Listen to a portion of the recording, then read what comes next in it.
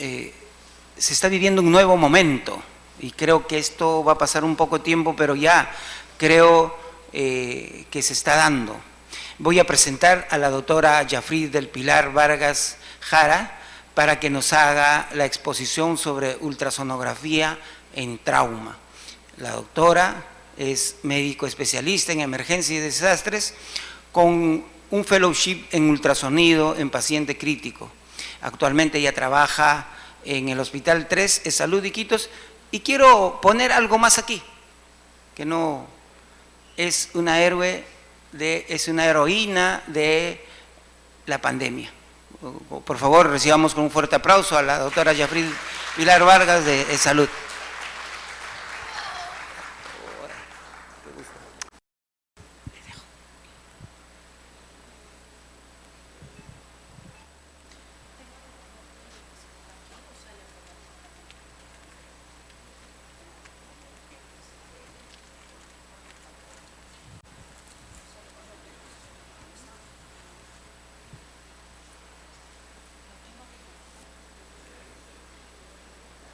¿Ya está acá o lo tengo que poner?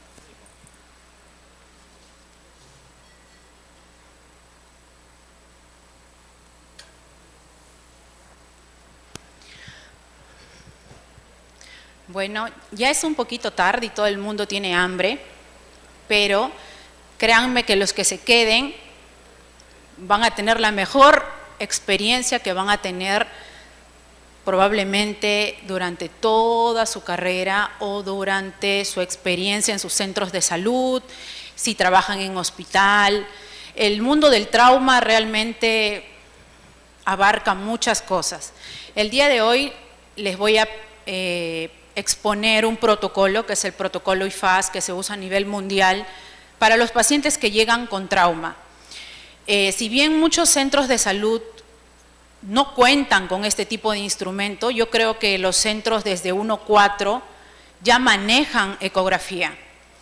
Entonces, aquí la experiencia es, nosotros no somos radiólogos, nosotros no somos cardiólogos, entonces, pero sí somos médicos. Y como médicos debemos saber reconocer ciertas estructuras que nos ayuden a poder tomar decisiones en cuanto a un paciente grave.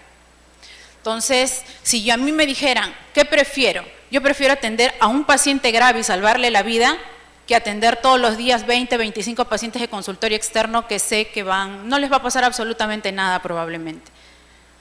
Entonces, el tema del día de hoy es ultrasonografía en trauma, que es el protocolo IFAS. Para ello, por favor, voy a pedir que se levanten todos, porque me imagino que están cansados de estar sentados durante toda la mañana. Los que están en la parte posterior, traten de ponerse un poquito adelante porque esto es básicamente imágenes que ustedes van a reconocer y casos clínicos que van a desarrollar ustedes y que van a tener que tomar una conducta terapéutica. Ahora yo les pregunto, ¿cuántos de acá son médicos? Levanten la mano. Muy bien. ¿Cuántos son licenciados? ¿Cuántos son personal técnico? ¿Y cuántos son estudiantes? Bien.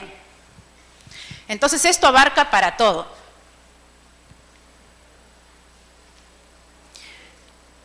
Comenzamos. Si nosotros observamos la curva trimodal de mortalidad en trauma, vemos que el 50% de los pacientes que nos van a llegar, o que no nos llegan al final, porque el 50% terminan muriendo en el momento de la escena, en el momento del impacto, en el momento del accidente, y generalmente se deben a lesiones de grandes vasos o lesiones vértebro-medulares. Generalmente ese tipo de pacientes no vamos a ver. El otro 30% son los pacientes que ocurren durante los primeros minutos a las primeras horas del evento. Esos pacientes son los pacientes que nos van a llegar probablemente a nuestro centro de salud, a los servicios de emergencia, y nosotros como médicos y como personal de salud en general vamos a tener que tomar decisiones con estos pacientes, porque si no lo hacemos de manera adecuada y oportuna, muchos de ellos van a terminar falleciendo. Generalmente este tipo de pacientes van a tener lesiones en hígado, en vaso, un traumatismo torácico, puede ser un neumotórax, un hemotórax, un taponamiento cardíaco. Y por último, tenemos aquellos pacientes pues, que no murieron en una primera instancia, pero por la gravedad de las lesiones, probablemente van a terminar en una unidad de cuidados intensivos. Entonces, estos pacientes generalmente si fallecen, terminan falleciendo por falla orgánica múltiple o por shock séptico. Entonces, ¿por qué es importante que ustedes conozcan el IFAS en trauma? Uno, porque es la primera causa de mortalidad en gente joven, gente menores de 45 años, así chibolos, así como nosotros. Y también es la tercera causa de muerte a partir de la tercera edad. Tiene una alta mortalidad y también, sobre todo, tiene una alta probabilidad de que los pacientes queden con secuelas muy importantes, que va a conllevar no solamente un costo a nivel hospitalario, sino también como familia, una carga familiar. Y bueno, y dentro de los más comunes, bueno, vienen a ser los accidentes de tráfico, que aquí pues en Iquitos muy pocos usamos casco, y lo digo muy poco porque yo también me incluyo, aunque yo no manejo, pero también me subo una moto y yo no uso casco. Entonces, es muy frecuente ver este tipo de accidentes precisamente en esta ciudad. Si ustedes salen un fin de semana o se ponen a hacer turnos un fin de semana, probablemente dentro de la guardia por lo menos algún traumatizado va a llegar. Entonces, el manejo inicial de los pacientes politraumatizados a la llegada del servicio de emergencia constituye un desafío para los profesionales de la salud, ya que requieren velocidad y eficiencia para, uno, para diagnosticar temprano, y dos, para poder obtener o ejecutar alguna conducta terapéutica orientada a salvar la vida y minimizar las secuelas en estos pacientes. Entonces, para ello viene lo que es el protocolo IFAS. Y para ello les hablaré un poquito de la historia de esto rápido para no aburrirlos. Esto del IFAS o del FAS no es nuevo, es algo antiguo. Ya se hablaba desde el año 1984, que Tilín fue uno de los primeros que estudió esto y lo comparó con el lavado peritoneal diagnóstico que se hacía en la antigüedad para un paciente que llegaba por trauma a los hospitales, obteniendo casi la misma sensibilidad y especificidad, y no necesitaban de maniobras invasivas para poder llegar al diagnóstico con el paciente. En el 1997, en las guías del ATLS, ya se incluyó el FAS como un método alternativo, pero es hasta el año 2000 donde ésta reemplaza al lavado peritoneal diagnóstico y se vuelve el estándar en pacientes con trauma. En el año 2004, la Sociedad Americana de Emergenciólogos ya lo incluye. En el año 2008, ya lo incluye la SEP dentro de sus guías, y en el 2011 el Instituto Americano de Ultrasonido también. Pero en el año 2004, en el Journal de Trauma, no solamente se basaban en el IFAS, porque el paciente politraumatizado no solamente era abdomen, sino también podía haber un trauma torácico y dentro de ellos también un trauma cardíaco. Entonces, es ahí donde se crea el examen IFAS, que es el protocolo IFAS. Y actualmente el IFAS se utiliza en todos los centros de politrauma del primer mundo y en algunos que otros hospitales del Perú, especialmente en aquellos lugares donde cuentan con un emergenciólogo y cuentan con un equipo de ultrasonido a la cabecera del paciente en los servicios de shock trauma. Entonces, ¿qué es el examen IFAS? Básicamente el examen lo que va a hacer es detectar líquido libre. A ellos no les importa de qué tamaño es el órgano, cómo está, no, solamente es si ves la presencia de líquido libre en cavidad, sea en abdomen, pericardio, en tórax, en el contexto pues, de un politraumatizado. Ahora, si es un paciente cirrótico y detecto líquido libre, pues yo no voy a pensar que es por trauma, pues no. Entonces siempre hay que ver el contexto de los pacientes, de cómo nos llegan al servicio de emergencia. Entonces se ha visto que la sensibilidad para diagnosticar un hemoperitoneo tiene una sensibilidad con el IFAS de un 80% y una especificidad del 90%. Y en neumotórax tiene una sensibilidad de un 98% en relación a la radiografía, que es un 52%. Y si se dan cuenta el impacto aquí de saber ultrasonografía, porque todos los pacientes que llegan por trauma en los servicios de emergencia, ¿qué hacen? Radiografía de tórax, de columna, de pierna, de todo lo que puedan tomar, les toman, sabiendo que no es tan específico ni tan sensible. en relación a la ecografía, que es una herramienta muy útil, no irradia y es muy sensible. Entonces, se requiere aproximadamente 100 mililitros de contenido líquido para ser detectado por ultrasonografía. En un consenso general se dice que debe haber al menos 200 mililitros a 250 mililitros de sangre para que la prueba IFAS resulte positiva.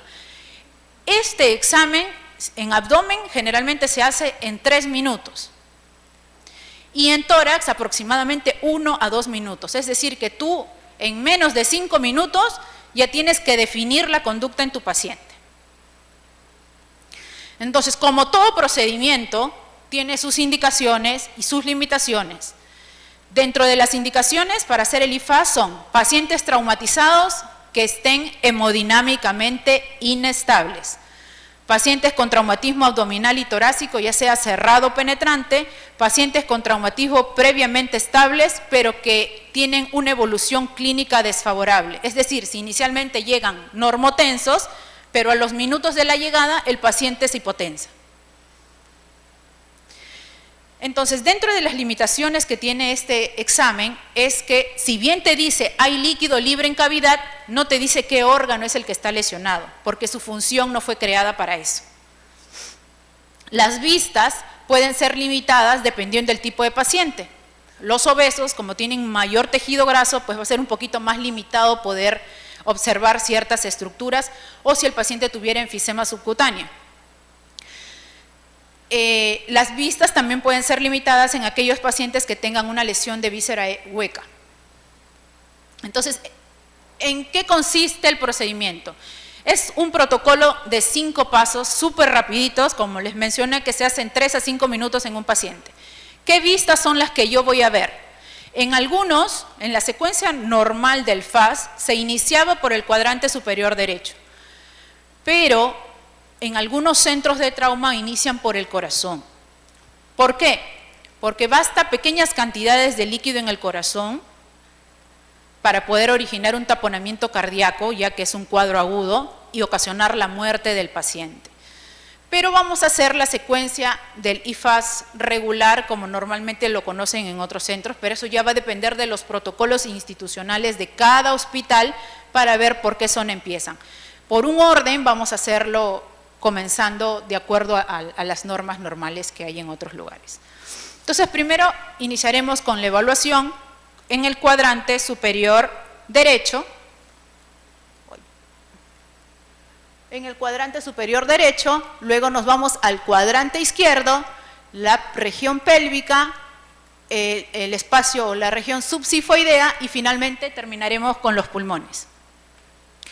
Entonces, las preguntas que nos vamos a hacer cuando nosotros hagamos este tipo de protocolo es: 1, ¿mi paciente tiene líquido libre en el abdomen? ¿Mi paciente tiene líquido libre en tórax? ¿Mi paciente tiene líquido libre en pericardio? ¿O mi paciente tiene un neumotórax? Esas son las preguntas que ustedes se van a hacer rápidamente cuando tengan un paciente con trauma que esté inestable. Entonces, para ello, como en todo procedimiento, se requiere la preparación. En este caso, podemos usar 2 tipos de transductores. Lo más común que tenemos en los servicios de emergencia son los curvilíneos, pero lo ideal es poder usar un transductor cardíaco, que es muy limitado encontrarlo en algunos servicios, pero ambos sirven. ¿Por qué? Porque tienen mayor profundidad para poder observar estructuras mucho más profundas en relación de lineal, que tienen mayor capacidad de resolución, pero te permite solamente ver estructuras superficiales. Entonces, para ello, el primer paso va a ser, número 1, nuestro paciente en decúbito, idealmente en Trendelenburg 5 grados, nos va a permitir aumentar la sensibilidad de la detección del líquido peritoneal. La sonda o el transductor que vamos a usar tiene que tener entre 3.4 y 5 MHz, y la orientación de la sonda siempre va a ser hacia la cabecera del paciente. Nosotros nos vamos a colocar hacia el lado derecho del paciente y la máquina tiene que estar hacia el lado izquierdo. Entonces, en la primera vista del cuadrante superior derecho, lo que vamos a observar, como pueden observar ahí, es ciertas estructuras, como es, vamos a diferenciar una imagen más hiperecogénica, que viene a ser el diafragma. Eso nos va a dar Esto nos va a permitir observar que por arriba de este está el pulmón y por abajo de este el primer órgano que vamos a ver va a ser el hígado. En trauma lo que nos va a servir es ver este espacio que dice aquí el espacio de Morrison. Entonces, si nosotros vemos aquí un contenido oscuro, negro, anecogénico, probablemente haya líquido libre y ese paciente en un contexto de inestable debería entrar a trauma. Inicialmente les voy a decir, observen las estructuras, parte de la normalidad, porque para saber ver lo patológico, primero hay que saber lo normal. Entonces, esto es una estructura normal de lo que si ustedes se hacen una ecografía van a encontrar. Entonces, vemos el diafragma, por arriba el pulmón, el hígado por abajo del diafragma y el riñón. El espacio entre estos viene a ser el espacio de Morrison, que es el espacio donde nosotros vamos a ubicar al momento de buscar líquido libre. En el cuadrante izquierdo, lo que vamos a ver, siempre la sonda orientada hacia la cabecera del paciente, a nivel más o menos del octavo espacio intercostal, vamos a obtener esta imagen por ecografía. Igual, el diafragma, por arriba el pulmón, por abajo viene a ser el vaso en el lado izquierdo y un poquito más abajo lo que es el riñón. En la vista pélvica vamos a obtener dos vistas, una vista longitudinal y una vista transversal. En la vista longitudinal, aquí tenemos que hacer una pequeña presión sobre la sínfisis púbica para poder ver ciertas estructuras. Entonces va a depender si es varón o mujer. En el contexto de un varón lo que vamos a observar es la vejiga, luego la próstata y el espacio recto vesical. En el contexto de la mujer, obviamente no vamos a ver una próstata, ¿no? En el contexto de la mujer lo que vamos a ver es la vejiga, en la parte posterior el útero y el fondo de saco de Douglas que lo llaman, que si encontramos líquido libre allí, estaríamos pensando en un contexto de trauma y un paciente inestable de que hay alguna estructura lesionada y que deberíamos entrar a explorar. Entonces, si nosotros vemos una imagen transversal, lo que vamos a observar son las mismas estructuras. Si es mujer, en otro tipo de proyección, la vejiga, el útero y el recto. Y en el varón, la vejiga, la próstata y el recto. Si nosotros observamos una vista cardíaca, en el espacio subsifoideo, la proyección va a ser la orientación de la sonda hacia el lado izquierdo del corazón, que es la primera imagen que vamos a tomar, y esto es lo que vamos a observar. Siempre vamos a ayudarnos de la proyección o la ventana del hígado, y lo primero que vamos a observar ahí en el espacio subsifoideo es el ventrículo derecho. Este que ven aquí, ventrículo derecho, ventrículo izquierdo, aurícula derecha, aurícula izquierda. Y este espacio virtual viene a ser lo que es el pericardio. Y esa es la estructura que quiero que le presten atención, porque cuando tengan un paciente con trauma, esa imagen que ven ahí, ese espacio se va a poner negro. Entonces significa que hay un contenido líquido allí. Y en el contexto de trauma podría ser, ¿qué podría ser? Va a depender de las características clínicas del paciente si podría ser un taponamiento cardíaco o no. No toda efusión en corazón significa que es un taponamiento cardíaco. Y esta es una vista cardíaca en un eje paresternal largo, donde van a ver la aorta, por arriba el ventrículo derecho, por abajo el ventrículo izquierdo y la aurícula izquierda, y la aorta descendente. Y el pericardio. De la aorta descendente, si ustedes ven líquido hacia arriba, es del corazón. De la aorta descendente hacia abajo, va a ser pulmón. Entonces, para la evaluación del pulmón, dentro del parte de la normalidad, vamos a iniciar la evaluación en el segundo espacio intercostal, en la línea media clavicular, y lo que vamos a ver es esto. Uno, esas imágenes negras que proyectan, que casi no se ven, vienen a ser las costillas. La proyección de las costillas es que da ese aspecto negro. Y ese se llama el Batty sign o el signo del alas de murciélago, que es parte de la normalidad al momento de hacer una ecografía. Y esta imagen más hiperecogénica viene a ser la pleura, llamadas líneas A, la reverberancia de estas, que es parte de la normalidad de un pulmón. Dentro, si nosotros observamos en un pulmón, lo que vamos a observar es este deslizamiento, que le llaman como el signo de las hormiguitas marchando, porque es el frote en cada respiración entre la pleura visceral y parietal, que le da ese aspecto como si fuesen hormiguitas que están caminando. Eso, si ustedes encuentran eso, es normal. Si lo hacemos un modo M a esas vistas pulmonares, lo que vamos a observar es el signo de la orilla del mar, le llaman. Uno, que viene a ser sky, el cielo, la piel, el tejido celular subcutáneo, el océano, que viene a ser el músculo, y el pulmón propiamente dicho, que viene a ser la playa o la orilla de la playa.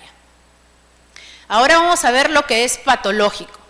Y aquí van a recordar que todo lo que vean negro o anecogénico es líquido. Entonces, como les había mencionado, el primer cuadrante a evaluar va a ser el cuadrante superior derecho. Entonces, ¿qué pueden observar ahí? ¿Alguien me puede decir? Entonces, aquí hay 3 ubicaciones donde se puedan coleccionar líquido. Uno viene a ser el espacio hepatorrenal, que viene a ser el espacio de Morrison, la punta caudal del hígado, donde también podemos encontrar líquido, o en el espacio suprahepático.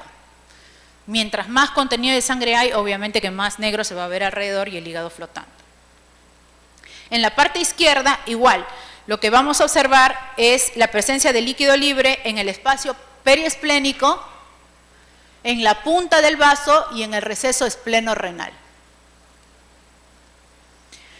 En el contexto de un varón, lo que vamos a observar que es el líquido libre, como les había mencionado, la vejiga, en la parte posterior estaba lo que era la próstata y aquí vemos un contenido anecogénico negro, que probablemente eso se trate de líquido libre. Y en el contexto de la mujer les había dicho que tenían que observar el fondo de saco de Douglas. Bueno, aquí casi la vejiga no se nota mucho, pero por ahí aparece lo que es el útero y en la parte posterior ven líquido libre, ¿no? Que es un espacio un poquito más anecogénico que viene a ser líquido libre en cavidad. El entrenamiento va a hacer que ustedes se vuelvan mucho más expertos para poder ver estructuras, pero la idea es que puedan identificar de forma rápida, no que cuantifiquen, solamente que puedan detectar ustedes líquido.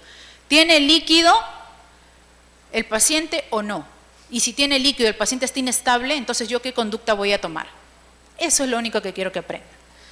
Entonces, en el contexto de un derrame pericárdico, el simple hecho que nosotros veamos derrame no significa que el paciente tenga un taponamiento cardíaco. Entonces, existen signos ecográficos de taponamiento cardíaco tempranos y existen signos clínicos de taponamiento cardíaco. Entonces, si yo tengo un paciente con trauma que viene en shock y al hacerle la ecografía yo evidencio líquido libre, o sea, en líquido en pericardio, mi paciente, ¿qué conducta voy a tomar? ¿Solo lo voy a observar o voy a hacerle una pericardiocentesis? Entonces va a depender del contexto del paciente. Entonces, como les había mencionado, también no solamente es encontrar una imagen de por sí, sino también tenemos que asociarlo a la clínica del paciente. En este contexto, muchos quizá conocen, los que están estudiando también, la triada de Beck, que esto se ve en uno de los tipos de shock obstructivo en el cual el paciente tiene ingurgitación yugular, los ruidos cardíacos están disminuidos o apagados y además presenta hipotensión. Y en el contexto de un paciente en trauma, si vemos sangre en el pericardio, entonces ya sabemos qué hacer. Entonces, los signos ecográficos de taponamiento cardíaco más sensibles y más específicos son, uno, el colapso sistólico de la aurícula, aquí, de la aurícula derecha, que viene a ser el signo más sensible. Pero el más específico viene a ser el colapso diastólico del ventrículo derecho. Si ustedes ven esto, a ese paciente le tienen que hacer pericardiocentesis en un contexto de trauma, porque si no tu paciente se muere. El hemotórax. Si nosotros a nivel del 10º espacio intercostal subimos 2 espacios más hacia arriba, vamos a ver el diafragma y por arriba del diafragma les había dicho que vamos a observar lo que es el pulmón. Este es el pulmón. Y alrededor de él hay líquido libre. En el contexto de trauma yo pensaría en un hemotórax, pero no todos los hemotórax se drenan. Entonces van a depender de la valoración del paciente. Si nosotros observamos líquido y se puede ver la estructura de la columna así como esta, se llama el signo de la espina, significa que hay líquido. Porque si no, normalmente el aire no permite la visualización de estructuras. En el contexto de un neumotórax, ustedes habían visto que en parte de la normalidad veían cómo las hormiguitas caminaban, ¿no? En el momento de hacer la ecografía pulmonar. Entonces, esas hormiguitas que caminaban aquí ya no están. Hay ausencia del desplazamiento pulmonar. Esa ausencia del desplazamiento pulmonar, si yo lo encuentro, no significa que el paciente tenga neumotórax, porque existen múltiples patologías que me puedan llevar a la ausencia de un deslizamiento pulmonar, como por ejemplo un consolidado grave, pacientes con EPOC o con procesos inflamatorios neumónicos agudos que puedan simular la ausencia de un deslizamiento pulmonar. Y si le hacemos un modo M, que es una ventana de acá, vamos a ver el signo del código de barras. ¿Se acuerdan que les había dicho que era como que estuvieran en la orilla del mar? Entonces aquí todo lo ven como un código de barras así, tal cual. Eso, en modo M, significa la ausencia del deslizamiento pulmonar. Pero el signo más específico, y si lo encontramos en los servicios de emergencia, viene a ser el signo punto pulmón, que es el punto específico donde no hay deslizamiento pulmonar y luego continúa el deslizamiento pulmonar en el resto del pulmón, que viene a ser el signo punto pulmón. Si nosotros lo vemos en modo M, vamos a ver una parte código de barras y el resto de la orilla del mar, que era parte de la normalidad. Eso sí tiene una precisión de 100%. Si yo encuentro eso, yo digo, este paciente tiene un neumotórax. Otras estructuras que también se suelen ver en un paciente con trauma, sobre todo en trauma penetrante, aquellos que llegan acuchillados, es poder ver este signo de aquí, que es el signo de la franja peritoneal, esto de aquí, que es aire. Entonces, si nosotros estamos haciendo ecografía y no vemos muy bien las estructuras, échense a pensar que probablemente ese paciente, en el contexto del trauma, en un paciente acuchillado, quizás sea por eso. Entonces, en resumen, si nosotros tenemos un paciente politraumatizado y está inestable, le vamos a hacer un FAS. Si el FAS sale positivo, ese paciente se va a sala de operaciones. No es que le paso cloruro 2000, 3000, espero que mejore la presión y por eso no lo paso y lo llevo a tomografía. No, eso lo único que hace uno es hemodilución, que es una de las causas de muerte de los pacientes. Lo otro, el retraso de un ingreso a sala de operaciones, por cada minuto que el paciente se demore en entrar, su mortalidad aumenta. Entonces, por cada minuto, por cada 3 minutos que nosotros nos demoremos en hacer un procedimiento, en tomar una decisión en el paciente puede morir. Entonces, la idea de estar en un servicio de emergencia es estar preparado para la llegada de este tipo de pacientes y que ustedes puedan tomar conductas adecuadas con estos pacientes. Pero si tenemos en el contexto un paciente estable, lo que yo voy a hacer es, le hago el FAS. Si es positivo, paciente estable. FAS, positivo, tomografía. Ese es el estándar. ¿Por qué? Porque el FAS les había dicho que me detectaba líquido, pero no me decía qué órgano estaba lesionado, ¿verdad? Entonces, si tenemos un paciente estable y el FAS es negativo, 2 cosas. Puedo volver a hacer el procedimiento en un par de 1 hora, 2 horas y ver si es que comienza a coleccionarse líquido o simplemente al paciente lo mando igual a tomografía. Pero si yo tengo un paciente inestable, es un paciente, que en nuestra región el servicio de tomografía no funciona muchas veces las 24 horas. 2, es muy importante que ustedes sepan ultrasonido en trauma, porque nos va a permitir guiar la conducta terapéutica de los pacientes. Entonces, si yo tengo un FAS que es positivo, ese paciente se va a sala de operaciones porque se va a sala de operaciones. Así venga el cirujano y nos diga, métele sangre, métele agua, métele todo, y si ya está estable, llévalo a tomografía para ver qué lesión es. No.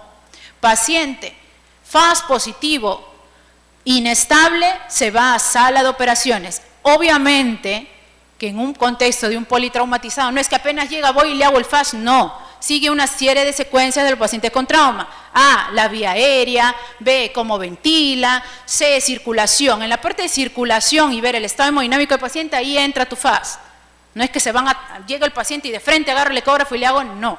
Va a depender del contexto del paciente y no seguir ni saltarse pautas en un paciente. Entonces, si el FAS me salió negativo, ese se va a tomografía. Entonces, ¿eso sí ya quedó claro? Bien. El sitio más sensible, cuando ustedes no quieren perder tiempo, el sitio más sensible para poder ver líquido libre es el espacio Morrison, en el cuadrante derecho. Quizá es por eso que en muchos centros el primer lugar donde se observa es allí. ¿Por qué? Porque las lesiones cardíacas son raras, pero de encontrarla, así ojito porque el paciente se te muere. Entonces aquí vienen ustedes. Como me han entendido todo, creo yo, me van a ayudar a desarrollar estos casos clínicos que les puede llegar en su centro de salud. Entonces, como acá hay varios médicos, varios licenciados y también estudiantes, aquí va el primer caso. El primer caso es un paciente varón de 30 años que sufre accidente de tránsito, iba en moto lineal y es impactado por un motocar. Acá está la imagen. De acuerdo al mecanismo del trauma nada más, parece grave, ¿no? Es traído por los policías. ¿Por qué? Porque, para ser realista, en nuestro Perú, la parte prehospitalaria no está muy desarrollada. Generalmente los primeros respondedores, ¿quiénes son?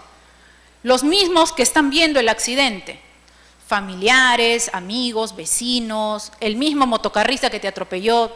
Si tienen conciencia, suelen ser los que te trasladan al hospital.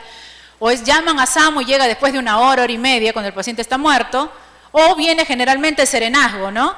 Y ellos son los que te trasladan.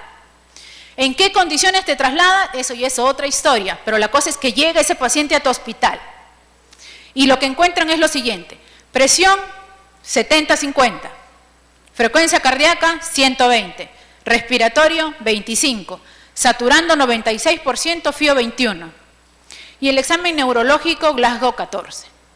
El murmullo pasa bien en ambos campos pulmonares. El paciente está taquicárdico, lógicamente, no hay ingurgitación yugular, el abdomen está discretamente distendido y muy doloroso. A este paciente le hacen el FAS y encuentran esto. ¿Alguien quisiera hablar? ¿Alguien levanta su mano, un valiente? ¿Nadie? Bueno, les voy a ayudar. Habíamos dicho que si encontrábamos líquido libre en cavidad en un paciente que en este contexto tenía presión 7,5 y vemos gran cantidad de líquido en más de 3 zonas, miren, a nivel hepático, en el espacio Morrison, a nivel espleno-renal y en fondo de saco de Douglas. Parece que era mujer, aunque veo un útero ahí. A nivel cardíaco no se ve líquido, ¿cierto? Entonces yo no pensaría que se trate la hipotensión de un problema cardíaco. Vemos en pulmón, líquido en pulmón, un poquito, y hay desplazamiento pulmonar. Entonces, en este contexto, ¿ustedes cuál creen que es la causa del shock?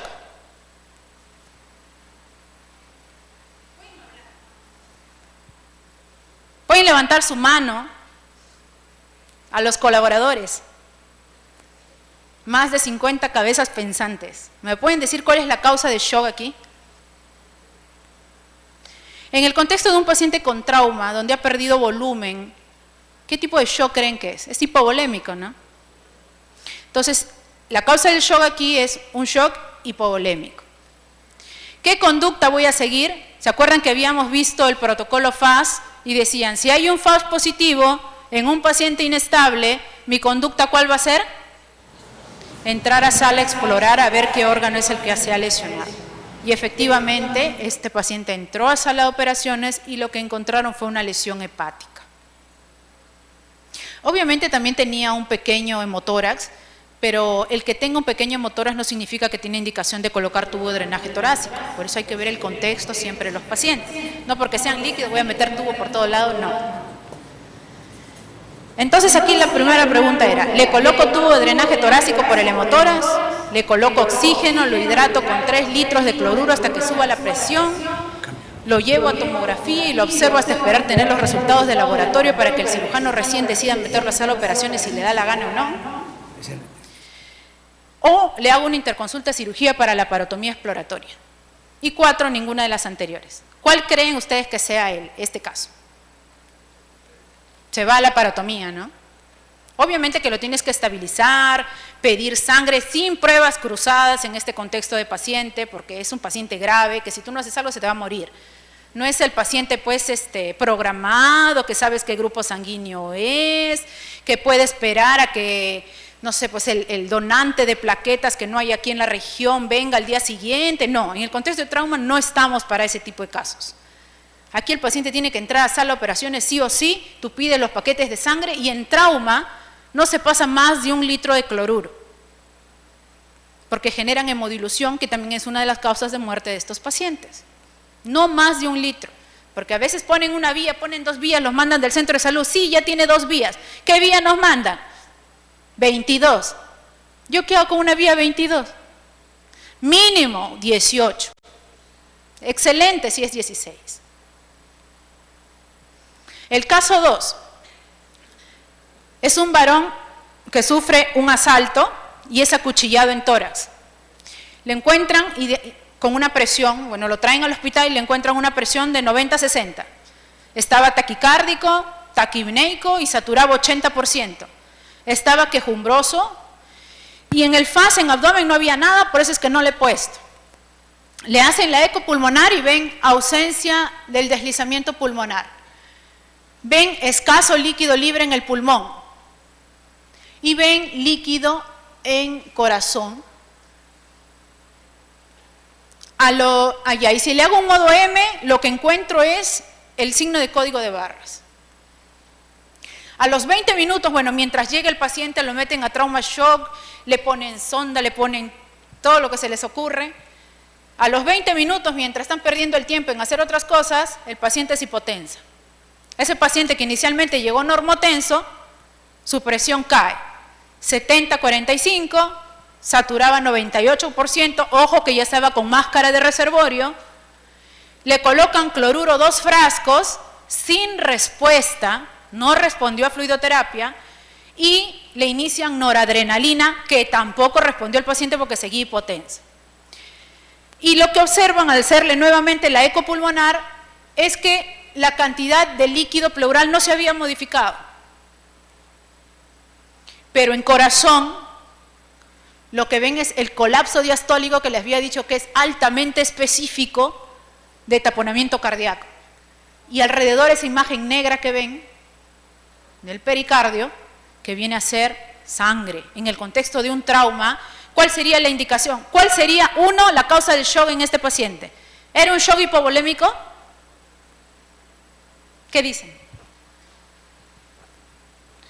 No era un shock hipovolémico y probablemente por eso nunca respondió la cantidad de cloruro que le pasaron, ni tampoco respondió a los vasopresores que le pusieron, porque era un shock obstructivo.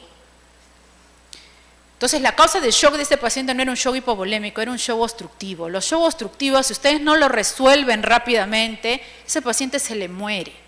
Entonces, ¿cuál era la indicación acá? El taponamiento cardíaco no es la única causa de shock obstructivo. En trauma también tenemos el neumotoras a tensión o el hemotoras masivo.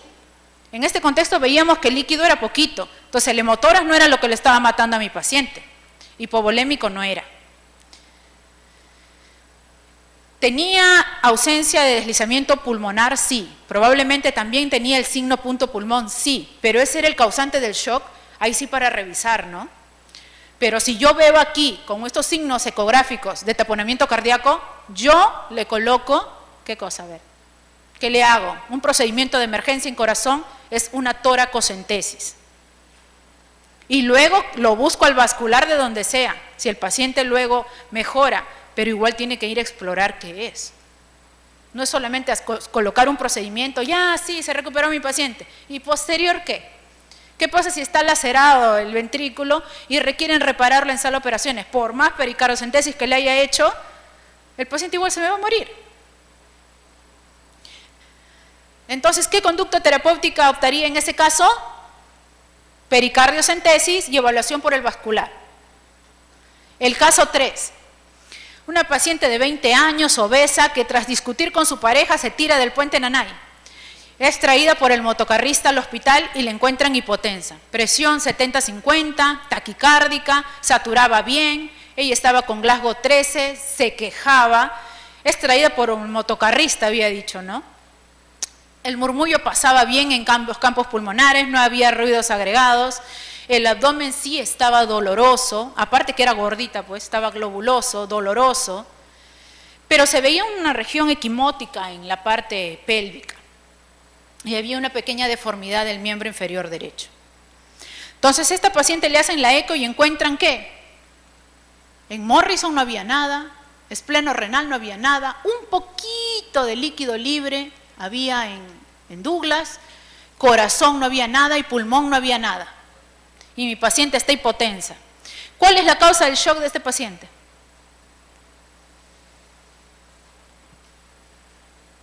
No estaba perdiendo aparentemente por abdomen, un taponamiento cardíaco no era, un neumotórax a tensión no era, ¿qué era? Mira, hoy 50-0, ¿ah? Ni una se están haciendo. Bueno, este paciente, algo que van a ver en los servicios de emergencia, que es raro, es las fracturas de pelvis.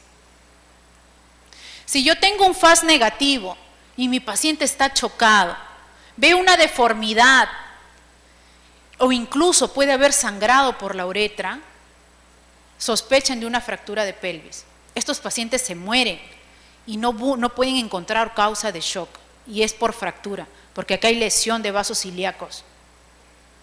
Bueno, en este paciente tenía fracturado todo lo que era la pelvis. Y en este tipo de procedimientos, aquí la conducta no era la laparotomía exploratoria en cuanto a la parte abdominal, que también puede ser el caso que tenga dos cosas a la vez. Entonces, buscar la causa de shock en un paciente en emergencia realmente es bien complejo, no es fácil. Entonces, aquí el tratamiento es fijación externa. Viene el traumatólogo, lo programa para sala de operaciones y fijan la pelvis. Este es el causante de muertes muchas veces en los hospitales y ni siquiera lo podemos identificar.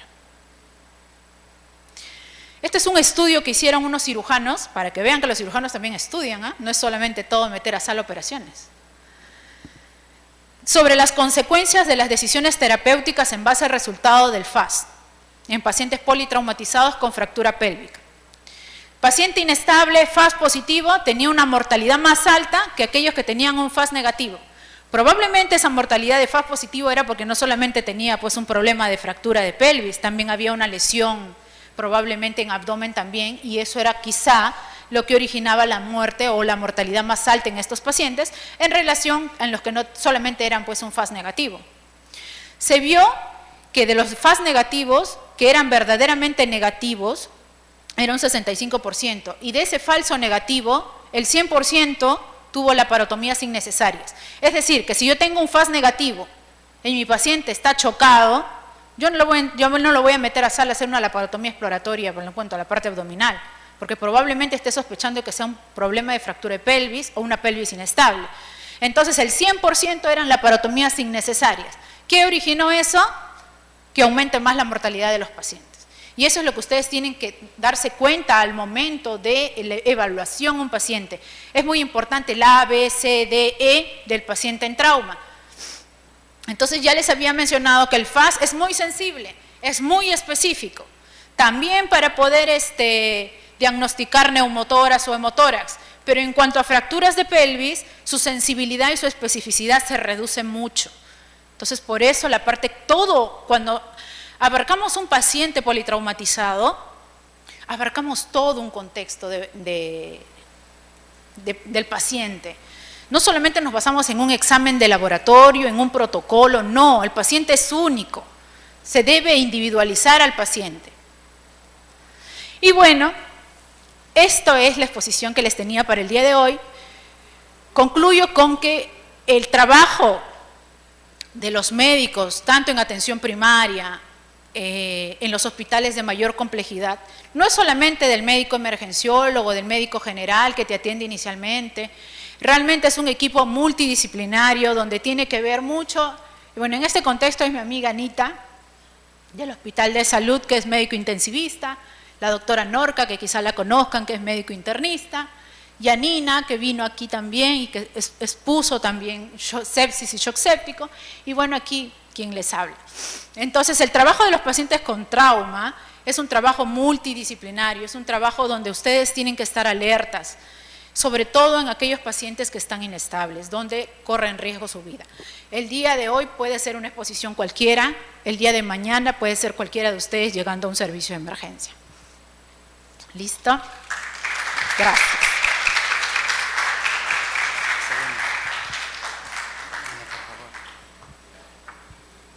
Bueno, felicitamos a la doctora Jafrid. Aparte, quiero resaltar algo que está ocurriendo en la medicina. Nosotros nos hemos formado, ¿no?, con esos 4 grandes momentos: inspección, palpación, percusión y auscultación. Ya desde hace varios años estamos hablando ya no de esos 4 momentos, se está aumentando un 5.º momento. ¿Qué es esto? Ecografía. ¿Y por qué? ¿No? Porque alguien de ahí puede decir: doctor, ¿y por qué esto no lo hace un radiólogo? No, esto va más allá. Y justamente la doctora Jafrid ya desde hace bastante tiempo está trabajando en esto, ¿no?, donde ayuda muchísimo la ecografía, ¿no?, sobre todo para la decisión. Y ella muy bien lo ha manifestado. Aquí hay aire, aquí hay líquido libre, ¿qué cosa hay? Y esa es la parte importante. ¿Por qué? Porque al final le permite decidir qué es lo que va a hacer. Y en ellos, ¿qué cosa es? Salvar vidas. Creo, una vez más, en ánimos y en aras de tiempo, con este comentario, no sé, doctora, al respecto, darle la importancia, aparte de lo que usted está haciendo, el protocolo que está manejando, a lo que es la ecografía. Nosotros andamos con nuestro estetoscopio. De acá a un tiempo vamos a andar aquí con nuestro ecógrafo portátil que se va a conectar con nuestro, que por cierto ya están ¿no?, con nuestro ecógrafo portátil, y vamos a estar viendo si hay, ¿no?, para resolver esta emergencia. Doctora. Bueno, primero que nada agradecer por la oportunidad de poderles expresar parte de las experiencias y de las riquezas que he obtenido a lo largo de mi formación como especialista y como subespecialidad en mi fellow de ultrasonido. Hoy en día el estetoscopio está pasando a un segundo plano, en el cual el ecógrafo se ha convertido como que el salvador del médico, porque no solamente te permite diagnosticar, sino poder guiar terapia y obtener una conducta con el paciente de forma más oportuna, de forma más racional, ya no de forma, o sea, no tan subjetiva, sino más objetiva. Y hoy en día, pues, en los hospitales de médicos de emergencia, ya forma parte de la currícula saber ultrasonido. Los mismos estudiantes de medicina de las universidades más renombradas aquí en el Perú, dentro de sus sílabus ya llevan ultrasonido como POCUS y también lo que es RCP básico, RCP avanzado. ¿Por qué? Porque de acá a 5 años el estetoscopio ya ni se va a usar y el ecógrafo va a ser nuestro mejor aliado para tomar decisiones oportunas en los pacientes. Muchas gracias. Ok, doctora, con esto damos el Colegio Médico del Perú, doctora, le hace entrega de un certificado. A ver dónde están los fotógrafos oficiales, por favor, creo que ya se han ido a almorzar. Ahí están. El Colegio Médico del Perú, doctora, el Consejo Regional 2 le hace entrega a usted como expositora de este primer curso nacional de emergencias y desastres, cuando la vida está en riesgo, y todo lo que nos ha mencionado, la vida está en riesgo a cada minuto. Doctora, para usted, de parte del Consejo Regional 2, por favor.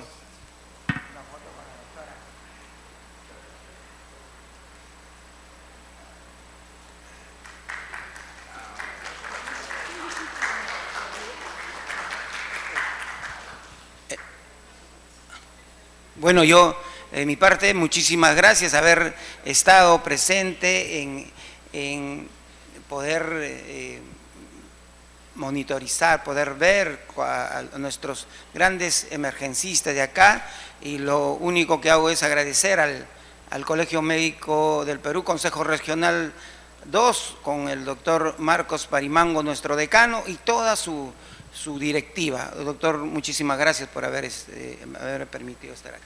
Gracias. Muchas gracias, doctor Baldeón. Fuertes palmas para el doctor, por favor.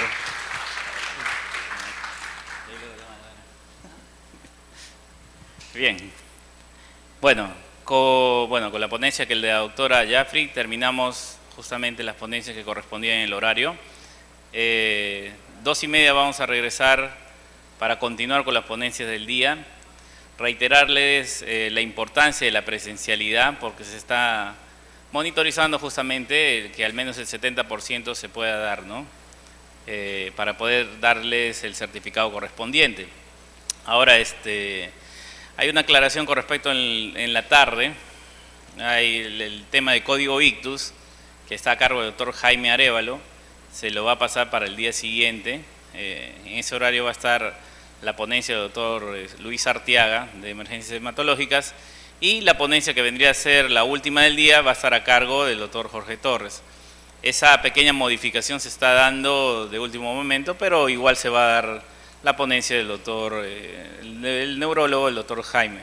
¿Sí? Bien, con eso terminamos. De momento, 2:30 nos volvemos a ver en este auditorio. Gracias, muchas gracias.